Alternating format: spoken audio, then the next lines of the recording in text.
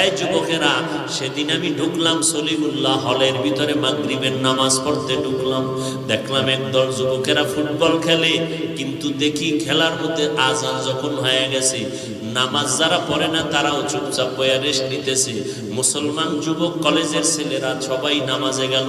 প্রত্যেকটা হলের মধ্যে সুন্দর করে এক একটা মসজিদ দেওয়া আছে, ওযুখানা দেওয়া আছে।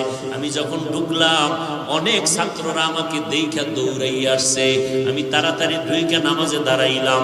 নামাজের পরে পেছনে তাকায় দেখি যুবকদের অভাব নাই সলিমুল্লাহ হলের ভেতরে ঢাকায়।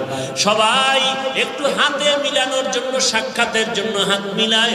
একটা যুবক হাতটা লাগায় কানের গোড়ায়, মুখটা লাগায়, কয় হুজুর আপনি দয়া করে আমারে মাফ করবেন, আমি বড় বেয়াদবি করেছি, আপনার বিরুদ্ধে বহু লেখালেখি করেছি ফেসবুকের ভেতরে, আমি জানতাম না, না বুঝিয়া উল্টা পাল্টা